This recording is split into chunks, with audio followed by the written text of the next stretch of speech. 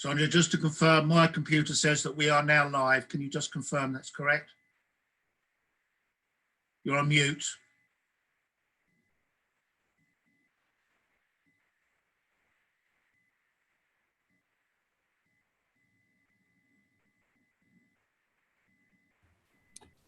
I'll confirm in a moment.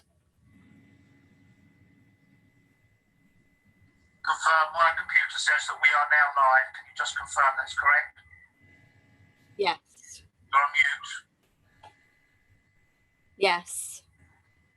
Okay. Thank you, Sonia. Thank you very much. Welcome to Rochford District Council's first remote executive meeting, and welcome to anyone watching via the live stream.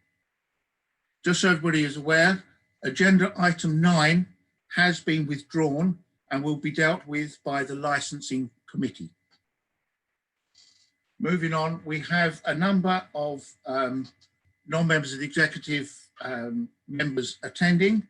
I've got Councillor Mrs. Gooding, Councillor George Ionu, Councillor Mrs. Christine Mason, Councillor Michael Hoy, Councillor Mrs. Lorraine Shaw, and Councillor Mrs. June Lumley. I think that is all. Just can you confirm that, make sure there's nobody else?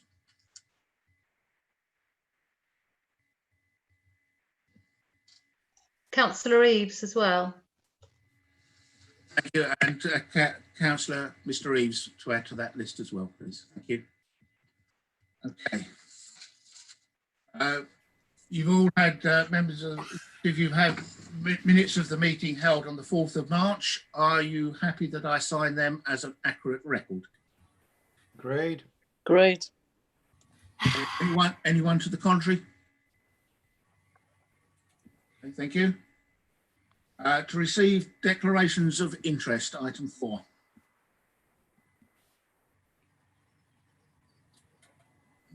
Okay, obviously, if anything should come up during the course of the meeting, can you make it known, please? Okay, next item that we have on the agenda is item 5, which is questions on notice from councillors. Now, the first councillor I have on my list here is Councillor Mrs. Christine Mason, and her question is to the portfolio holder of finance, Councillor Simon Smith. Councillor Mrs. Mason, would you like to put your question, please?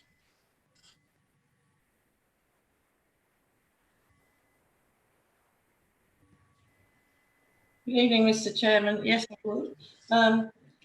Please confirm the amount received from central government to assist with the coronavirus situation and advise how it is being allocated. Councillor Smith, would you like to respond? Thank you. Sonia is just about to put a table on the screen for everyone to see. And the table sets out the breakdown of how the council is currently anticipating its grant allocation of £902,370 to be used. This is based on the financial return to the MHCLG, which is the Ministry of Housing, Communities and Local Government. That return was made in May, and that was previously circulated to all members. This represents the council's best projections of income, losses and costs over the course of 2021, but will be subject to review and refinement as the financial year progresses and the figures crystallise. Sonia's not quite managed to get the table up. Made in May, and that was previously circulated to all members. This represents best projections of income and costs over the course of 2021, but will be subject to review and refinement as the financial year progresses and the figures crystallise. Sonia's not quite managed to get the table up. Right, hold on. And that was previously circulated to all members. Sonia, can you switch your mic off, because we're getting feedback from the YouTube channel as it's coming over your speaker.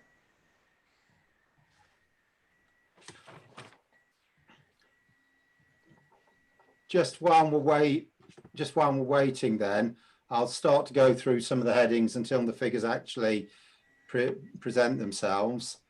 So the first line will be mitigation against loss of car park income. These are in value order: 540,675. Additional temporary accommodation costs: 123,106. IT resilience, 24-hour availability costs: 102,000. Mitigation against expected loss of building control income: 51,619. Mitigation against expected loss of planning income: 28,125. Leaflets to publicise the community hub: 13,412. Mitigation for leisure services income: 12,670. Mitigation against expected loss of licensing income: 13,108.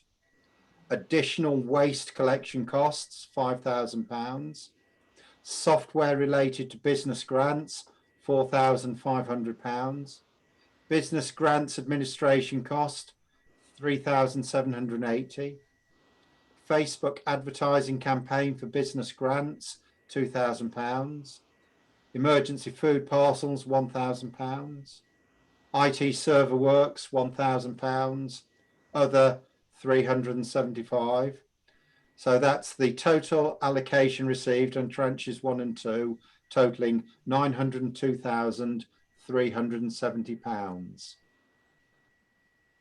So if we are unable to get this table out, we shall ensure that it is circulated to all members promptly. Thank you, Mr. Councillor Smith. The issue there is, as the Managing Director is aware, I have problems with technology and I can't always access the information that's given in the format. I'm still waiting for the council to resume paper copies, but thank you for that. That's upsetting. Councillor Mrs Mason, do you have a supplementary question? No, that's answered my question. Thank you. Thank you very much indeed for your time. Thank you.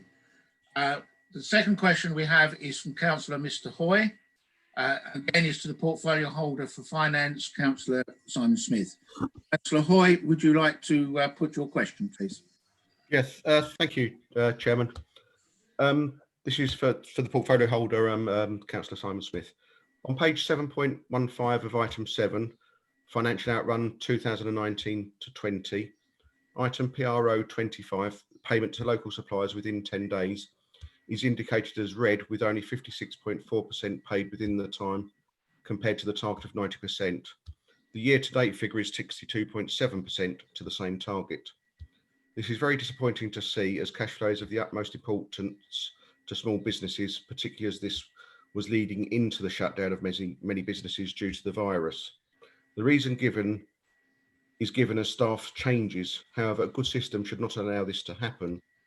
What has been done to rectify this to bring the payments to the target of 90% or above? Have the payment times improved since the report? Thank you. Thank you. Councillor Simon Smith. The council only has one officer who deals with payments, and this role is currently covered by a temporary member of staff, who unfortunately was not made fully aware of that local suppliers should be prioritised for quick payment.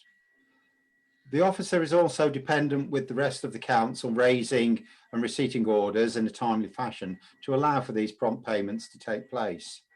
In addition, the processes and the structure of the team are planned to be reviewed shortly, which will include ensuring the roles and responsibilities of individual officers are set out clearly and appropriate performance monitoring is carried out. So we do expect payment times to improve in the future. Thank you. Councillor Hoy, have you a supplementary question? Thank you, Chairman. I'll probably have many supplementary questions, but you're allowed only one, I'm afraid. I do know that, don't worry. I take on board what Councillor Smith has said. and I will just watch with interest the next quarterly report. Thank you. Thank Can I you. give a supplementary answer? Thank you, Councillor Smith. Yes, please. Just this particular target, it's not a target that is prescribed centrally. It's a target that we as a council decided was important a number of years ago. And obviously we are working towards that. But just for members' further reference, when we term local suppliers, we're not just thinking particularly within Rochford District, we are taking that wider view. So local businesses do include Rochford District, Thundersley, Benfleet, Canvey, Southend, Hadley, Lee, Westcliff and Shoebury. So I hope that gives Councillor Hoy a little bit further confidence that it is something we take seriously, and the actions that we're putting in place will hopefully ensure that he doesn't see red against that local decision target next time round. Thank you. Thank you, Councillor. Chairman, Sorry, Councillor Hoy. No, you're only allowed one supplementary. I haven't had a supplementary question, Chairman. I thought that's what that was, I'm afraid. No, it was a statement. I didn't have a supplementary question, and then there was a supplementary. Well, shouldn't be answer, making statements, so which could lead to a sorry, supplementary question. I took that as a question, I'm afraid. Okay. Councillor Mrs. Lumley, I do notice that your hand is up. I'm sorry to say that I can't take any questions from non-members unless they are on notice. So just so you're aware of that particular point, I do apologise for that. Could I just say, Emma, the hand was up in relation to a declaration of interest earlier. I do apologise, Mrs. Lumley. Councillor Lumley. Absolutely fine. I'm not. Can I mention it at this point? As a county member, I may have an interest in item 8 with the provisions in that item as a county member for a town centre division. Okay. That was all. Thank you, Councillor Lumley. Councillor Williams, I notice your hand is up. Is that a declaration of interest as well? No, it's a question for Councillor Simon Smith, if I may. I can only, the particular point can take questions from members on notice. So can you put your question to him outside of the meeting, please? Excellent, yes, thank you. Okay, the next item on the agenda is item 7, which is a paper from the portfolio holder from Finance. Councillor Smith, I take it you're going to introduce that. Thank you, Chairman. Just a reminder for clarity, this is last year's end of year run. So this period that we're talking about finished at the end of March.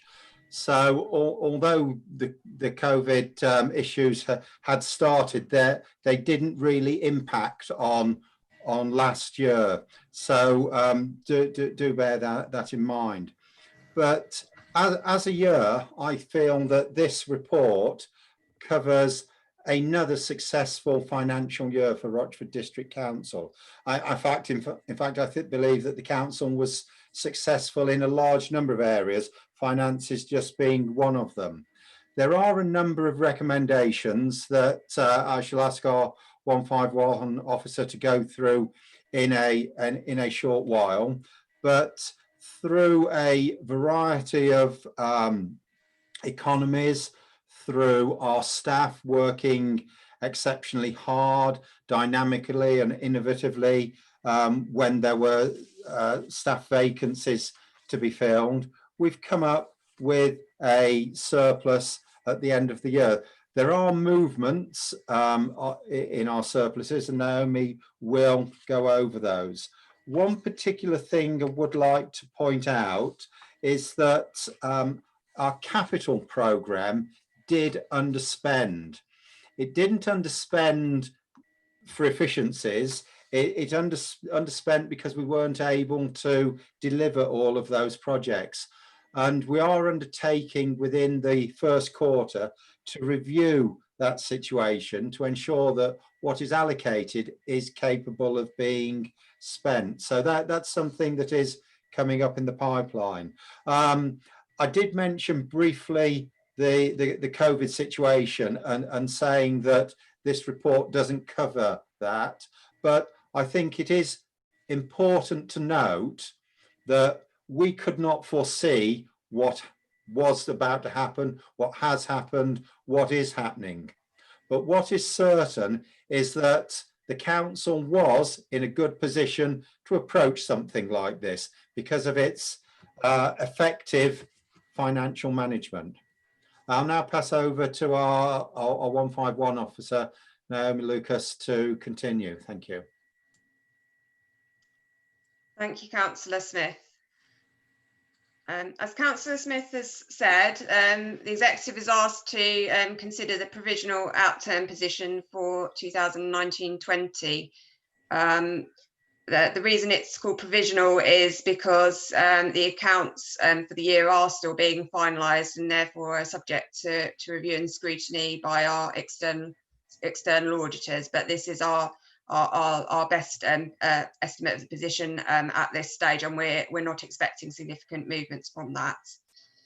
As Councillor Smith has already alluded to, we didn't feel a material impact of COVID-19 in the 2019-20 financial year, but we will obviously be keeping a close monitoring of that position into the 2021 financial year. And as Councillor Smith said, we have a healthy level of reserves and balances to support us in our financial sustainability. The detailed revenue position is set out at paragraph 2.2 of the report, which you'll find on page 7.2.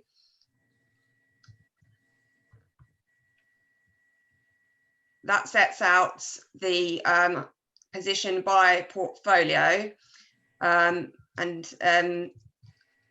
it sets out the original budget for each portfolio area, the actual amount that was spent in year to give the variance underspend or overspend, before any pre-approved use of reserves, which have been agreed in year, and before any carry forwards which are asked to be approved as part of this report to be carried forward into 2021. The net position after those movements is an underspend of £489,280 before the reserve movements that were approved as part of the Q3, the corporate movements for specific purposes. Which brings us down to a smaller underspend of £118,317. The underlying position of 489,000 is a small change compared to the Q3 position, where we were projecting an underspend of £571,000. But the predominant factor in driving that underspend remains the same, which is set out in the second table on page 7.3, which sets out the salary underspends, and that remains the predominant driver for the underspend in year at £472,000. However, there are a number of other variances by portfolio which are also detailed in paragraph 2.3.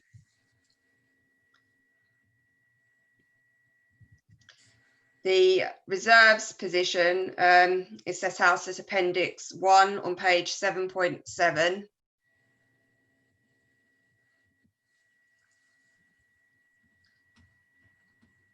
That shows that our opening total balance of reserves stood at 9.5 million, and after accounting for transfers in and out, has resulted in a year-end position of 10.2 million. So a relatively modest increase of around £700,000, which is mainly due to the new homes bonus monies which we plan to put into reserves. Members will also notice that we are forecasting to draw down around 3 million of that over the next financial year So our projected balance for the end of next year is just over £7 million. And we do feel that due to the fact that many of those reserves were earmarked for specific purposes anyway, and the risks particularly around COVID and our general financial pressures that we're facing, that remains a prudent and suitable level of reserves for the council to hold at this time. Members would also like to note the capital position for the year, which Councillor Smith also referred to.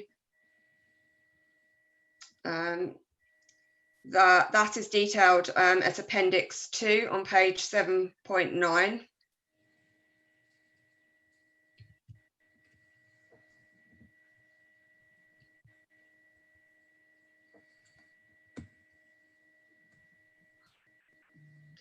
So the carry forward requested for the 2019-20 financial year is just over £1.7 million against a final capital budget for the year of £3.2 million.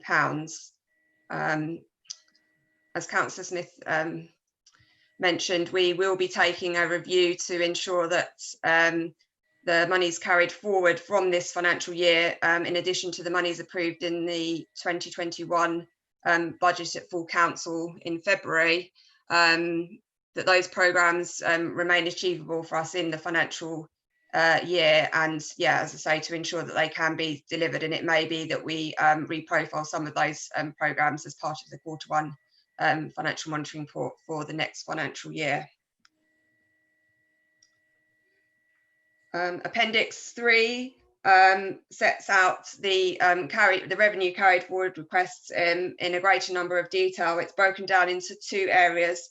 So the first table is the grants and specific carry forwards, totaling £359,000 on page 7.12. Those monies are held for specific purposes and can't be used for anything else. So there's limited choice in terms of the council how it uses those monies. The second table on page 7.13 is for more general carry forwards, which are not ring fenced in the same way, but nonetheless individual service areas have got specific intentions to use those money during the next financial year, and have therefore requested that those monies are carried forward to enable specific pieces of work or projects to be completed. The last appendix is the performance report as at Q4. I think the indicators are relatively self-explanatory, so they are that appendix is to notes, but obviously if members have got specific questions around any of the indicators, happy to try and answer those as well. So I think that covers the main areas of the report. If members would like, I can go through the specific recommendations one by one, but I would probably advise that the recommendations are taken together, unless members have any specific questions that they would like to ask myself or Councillor Smith before the recommendations are put forward. Thank you. Councillor Smith, you have your hand up. Did you? Yeah. So I could just come back briefly, Chairman. Just to mention the reserves and some of the capital items, as Naomi said, a good number of those are ring fenced and can't be spent on anything else. So it is important that we review what we're doing to ensure that we can spend them.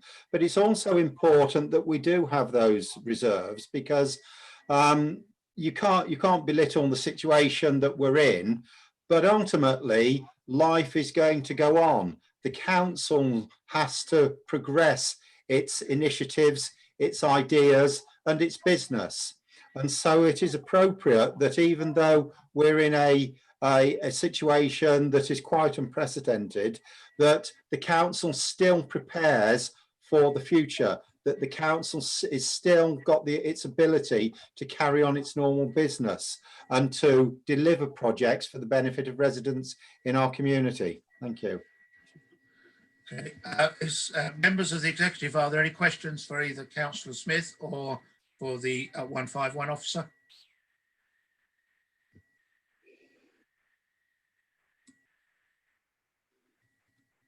I have nobody showing at this point, so I'm assuming there's no questions. Just to make sure. Naomi, would you like to go through the various the recommendations so members are fully aware and the public are fully aware of the recommendations? Members, just to confirm, are you happy that I take the recommendations as a whole? Is there anybody that doesn't wish me to do that? As a whole, please, Chairman. Okay. Nobody wishes me not to take that. Okay. Naomi, if you'd like to read through the recommendations, please. Yes, thank you, Chair. So the first recommendation at 1.1 is to note the provisional outturn position against the 1920 revenue budget as contained in paragraphs 2.1 to 2.3. The second is to note that the Council's 2019-20 Statement of Accounts are still being prepared and will be subject to audit by the external auditors EY. It is therefore possible that changes may be made to the accounts during this period, which could alter the position presented within this report. The third is to approve the transfer from the business rate smoothing reserve of £600,410, which is set out in paragraph 2.3 of the report under the heading non-service specific expenditure. The fourth recommendation is to approve the transfer from the pensions reserve of £63,000, which is set out in paragraph 2.3 under the heading of the finance portfolio. The fifth recommendation is to approve £233,887 of revenue carry forwards requests, which are set out in Appendix 3. The sixth recommendation is to approve £359,610 of revenue grant funded carry forward requests, which are set out in Appendix 3. The seventh recommendation is to note and approve the earmarked reserve closing balance at 31st of March 2020, including those rolled forward as grant funded and ring fence projects as per Appendix 1. The eighth recommendation is to note the final outturn capital position against the 2019-20 capital budget as contained in paragraphs 2.4 and 2.5 and shown in Appendix 2. The ninth recommendation is to approve £1,768,185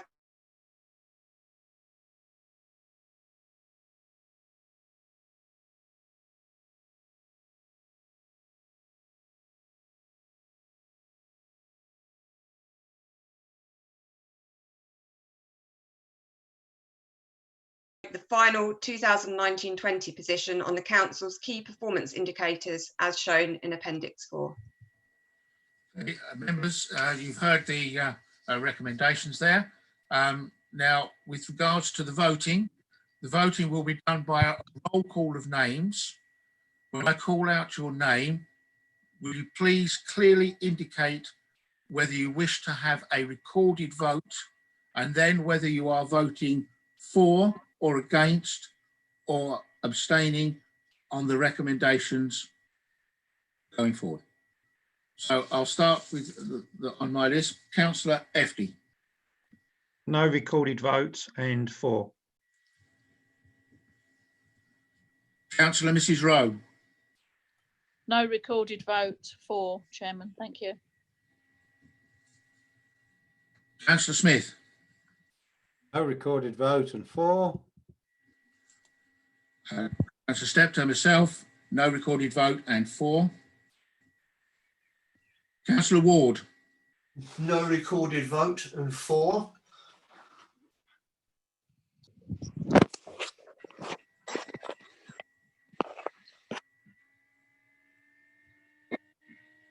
Councillor Webb, we couldn't hear you. No recorded vote and 4. Councillor Williams, Chairman, no recorded vote and 4. and Councillor Wotton. No recorded vote and 4. Thank you, members. On my list, and just perhaps get the thumbs up from Sonia, I take that as unanimous. That's correct. Thank you. Okay, moving on to item 8, which is in the very capable hands of the portfolio holder for enterprise. Councillor Wotton, would you like to present your paper, please? Thank you, Chairman. Well, the paper is before you, and this is about the reopening of our High Streets Safely Fund. This is our share of a £50 million fund nationally. Our share is £77,836. And it is about making sure that we reopen our high streets safely for the benefit of residents and businesses. This report is, of course, a governance report that reflects in part that work has already started, because we are aware that our high streets were open at the start of this week. So of necessity, some of what is being talked about in this report has already started. There are essentially 4 strands of activity, and those are set out on page 8.2 and 8.3. And the principal activities are to support and develop an action plan on how the local authority may begin to safely reopen their local economies, a communications and public information activity, business-facing awareness, and temporary public realm changes to ensure that reopening of local economies can be managed successfully and safely. So those are the 4 strands. The outcomes of how we're proposing to spend this money are set out on page 8.4 and are very clearly there for us to see from 3.10 through to 3.16. Now, and the whole report is supported by an action plan, again set out on page 8.7, Appendix 1. So that is how we propose to spend the money in total. So that is really the report. The first phase, and as I said a little earlier, it is in large part, or in certain parts, a bit retrospective, because actions to be effective in this have had to already go in place. And a very impressive information pack, which I'm holding up at the moment, was produced and circulated to all of our businesses.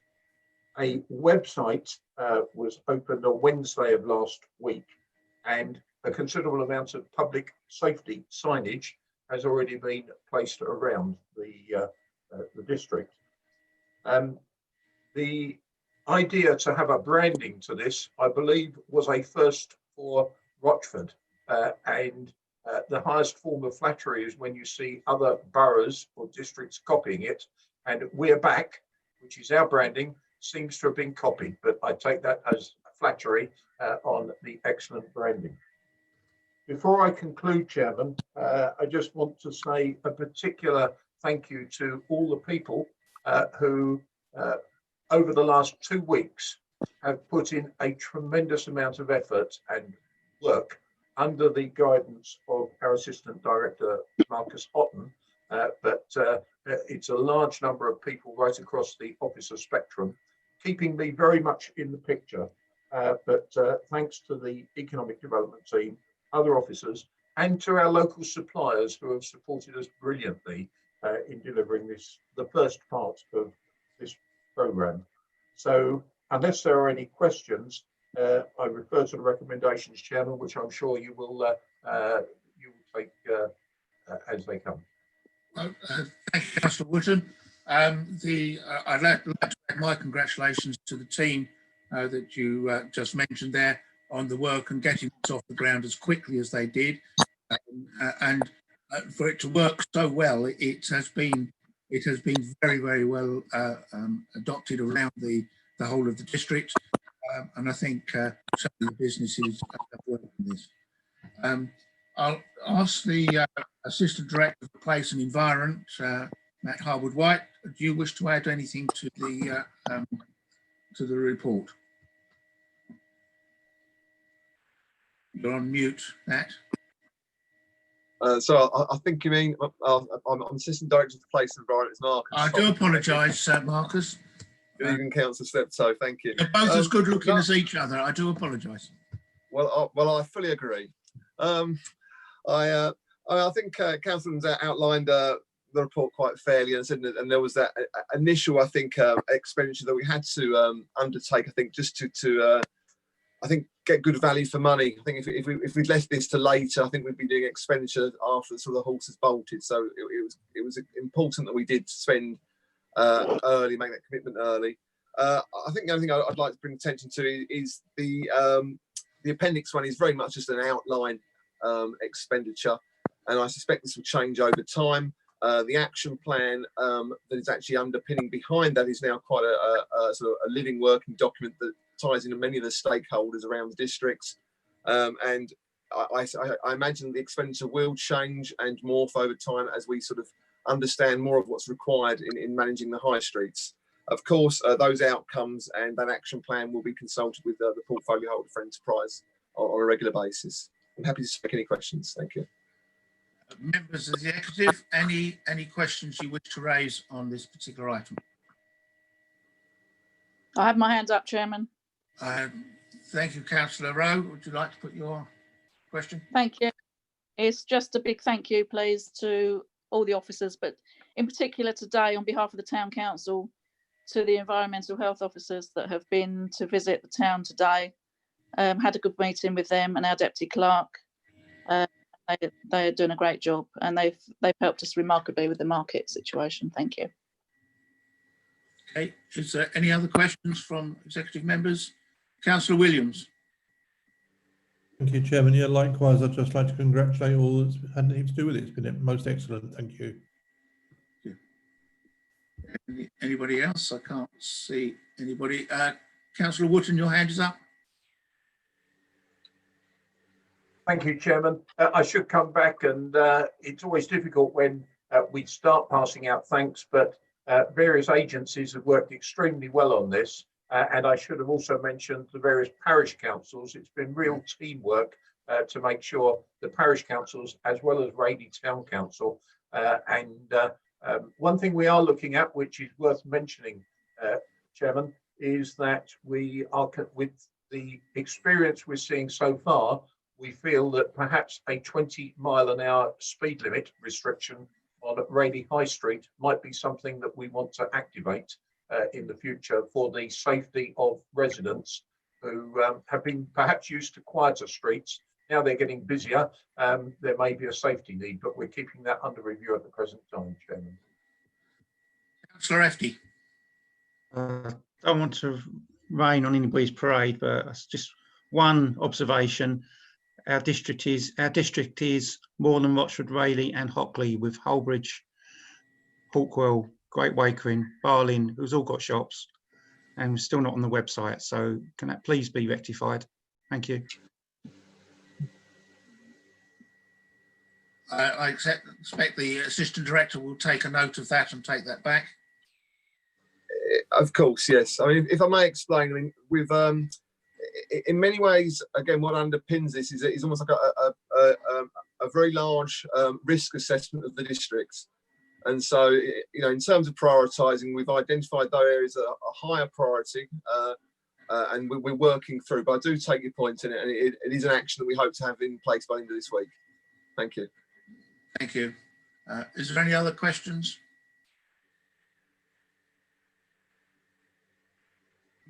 Okay, no, nobody else. Okay. I'm not sure whether Councillor Wootton or whether Marcus, you wish to present the recommendations on your paper. First word. Well, I'm happy to do so. As one like yes, please, Marcus, if you would. decision, the first decision is that the authority be delegated to the Assistant Director, Place and Environment in consultation with the portfolio holder for enterprise to enter into an RHSS grant funding agreement with the Cities and Local Growth Units, CLGU. CLGU is a joint unit between the Department of Business, Energy and Industry Strategy and the Ministry of Housing, Communities and Local Governments. I presume we're going to take all these four together. I'll ask a question in a second, Marcus, but carry on. The second decision is to agree the proposed spending plan for the council's RHSS grant allocation of a maximum of £77,836, as set out in Appendix 1 of this report. Decision 3 is that authority be delegated to the Assistant Director, Place and Environment in consultation with the portfolio holder for enterprise to award contracts for the delivery of the RHSS grant funding agreements in line with the proposed spending plan. And the final recommendation is that the decision be taken as a matter of urgency and not subject to calling, because of the need to ensure that outcomes can be delivered to meet the initial deadlines of the majority of shops reopened in a week commencing 15th of June 2020. Thank you, Marcus. Members, are there anybody that does not wish me to take them as a whole?